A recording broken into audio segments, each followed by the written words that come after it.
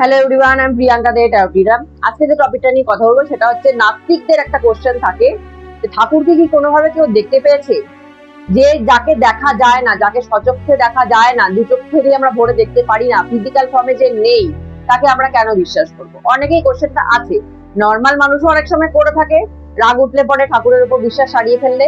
আবার নাস্তিক মানুষরাও এই কোশ্চেনটা করে থাকে যে যাকে আমরা ফিজিক্যাল ফর্মে পাচ্ছি না, দেখতে পাচ্ছি না, সবাই দেখতে পাচ্ছে না, তাকে আমরা বিশ্বাস করবোই কেন? তারা আছে। প্রথম কথা বলে রাখি, ঠাকুরকে কে দেখতে পায়? ঠাকুরকে তারাই দেখতে পায় যাদের থার্ড আই ওপেন আছে, যাদের ত্রিনেত্র ওপেন আছে, তারাই একমাত্র ঠাকুরকে দেখতে পায়। যেরকম ভূত, ভূত প্রেত, নেগেটিভ জিনিস, নেগেটিভ সোল, এটা কি নর্মাল মানুষ দেখতে পায়? পায় না। তো ভূত প্রেত যদি নর্মাল মানুষ দেখতে না পায়, তো ঠাকুরকে কিভাবে নর্মাল মানুষ দেখতে পারবে?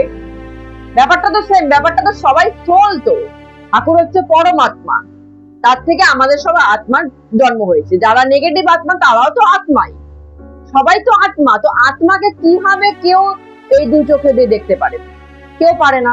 আমরা দু চোখ দিয়ে কি দেখতে পাবো? আমাদের ফিজিক্যাল ফর্মটা দেখতে পারবো। যারা আমরা শরীর ধারণ করেছি, সেটা পশু পাখি জীবজন্তু আর মানুষ, যারা শরীর ধারণ করেছি তাদেরকে দু চোখ দিয়ে দেখা সম্ভব। যাদের শরীর নেই, যারা সোল ফর্মে আছে, যারা আত্মার ফর্মে আছে, তাদেরকে তো ওই দু চোখ দিয়ে দেখা যায় না। সে ভূত প্রেতী হোক, সে ঠাকুরই হোক, তাদেরকে দেখার জন্য চোখ বন্ধ করে মেডিটেশনে বসতে হয়, তারপর গিয়ে তাদের সাথে কানেকশন করা যায়, তাদেরকে কিন্তু দেখা যায়। অনেক নাস্তিক মানুষই আছে, কেন আমরা দেখতে পাচ্ছি না বিশ্বাস করবো? তোমরা থার্ড আই ওপেন করো, যে প্রসেসে তাদেরকে দেখা যাবে সেই প্রসেসটা তোমরা ফলো করো, তারপর গিয়ে তোমরা দেখতে পারবে। আমি যদি একটা পরীক্ষায় পাশ করতে চাই, তাহলে সেই পরীক্ষা কি কি কোশ্চেন আসবে সেটা আমাকে পড়তে হবে, মুখস্থ করতে হবে, সেটা আমাকে সঠিকভাবে লিখতে হবে, তারপর গিয়ে আমি পরীক্ষাটা পাশ করবো। এখন যদি আমি যে পরীক্ষা পরীক্ষা হবে সেই কোশ্চেন না করে আমি যদি অন্য কোশ্চেন পড়ে আনসার গুলো দিতে থাকি, তাহলে কি আমি সেই পরীক্ষা পাশ করবো? কোনোভাবেই করবো না। তাহলে যে প্রসেসে আমাকে ঠাকুর দর্শন দেবে, আমাকে সেই প্রসেসটা ফলো করতে হবে, মেনটেন করতে হবে। সেই থার্ড আইটা ওপেন করার যে প্রসেস, সেটা মেনটেন করতে হবে, তারপর গিয়ে না আমি তাকে দেখতে পারবো, ফিল করতে পারবো। যদি আমি থার্ড আই ওপেন না করে আমি কি করে দেখতে পারবো? তো যারা যারা এই কথাগুলো বলো যে ঠাকুর নেই, দেখা যায় না, কেন বিশ্বাস করব, তারা আগে তোমার থার্ড আইয়ের উপর জোর দাও। তোমাদের দু চোখ দিয়ে তোমরা নর্মাল সোলকে দেখা যায় না। আমরা হাওয়া, অক্সিজেন, এটাকে আমরা দু চোখ দিয়ে দেখতে পারি, তাই বলে কি সেটা নেই? আমরা যে অক্সিজেন নিচ্ছি, আমরা যে কার্বন ডাই অক্সাইড ছাড়ছি, আমরা যে চোখে দেখতে পাচ্ছি। আমরা যে বলি কাউকে ভালোবাসি, প্রেম করি, এগুলোকে চোখে দেখা যায়? ভালোবাসা কি চোখে দেখা যায়? প্রেম প্রীতি ভালোবাসা চোখে দেখা যায়, তাই বলে কি সেগুলো নেই? যেগুলো চোখে দেখা যায় না তাই বলে কি সেগুলো নেই? তার মানে মানতে হবে যে এগুলোও নেই। ঠাকুর যখন চোখে দেখা যায় না, নেই, তার মানে প্রেম প্রীতি ভালোবাসা, হাওয়া বাতাস, অক্সিজেন, কার্বন ডাইঅক্সাইড, কোন রকমের গ্যাস, কোন রকমের কিছুই নেই, কারণ সেগুলো তো চোখে দেখা যায় না। তার মানে সেগুলোর কিছু নেই, সেগুলোর অস্তিত্ব নেই। তো সেগুলোর অস্তিত্ব যখন সায়েন্স মানছে, সেগুলোর অস্তিত্ব যখন আমরা মানছি যে আমরা অক্সিজেন নিচ্ছি, আমরা নিঃশ্বাস টানছি, তাহলে ঠাকুর আছে, সেই অস্তিত্বটা মানতে আমাদের প্রবলেমটা কোথায়? কারণ তাকে দেখার জন্য আমাদের একটা প্রসেস আছে। সেই প্রসেসটা যদি তোমরা ফলো করো, সেই জায়গাটা যদি নিজেকে তৈরি করতে পারো যে হ্যাঁ আমি উপযুক্ত হয়েছি তাকে দেখার মতো অবস্থায়, তাহলে সে নিজেই এসে দেখা দিয়ে দিবে। তোমাকে জোর করতে হবে না তার কাছে যাওয়ার জন্য, তুমি শুধু নিজেকে প্রিপেয়ার করো। আমরা পরীক্ষায় যখন বসবো, আমরা নিজেকে প্রিপেয়ার করব। নিজেকে প্রিপেয়ার করলে আমরা পরীক্ষার সবকিছু এমনিই পাস করে যাব, আর এক্সট্রা কিছু খাটতে হবে না।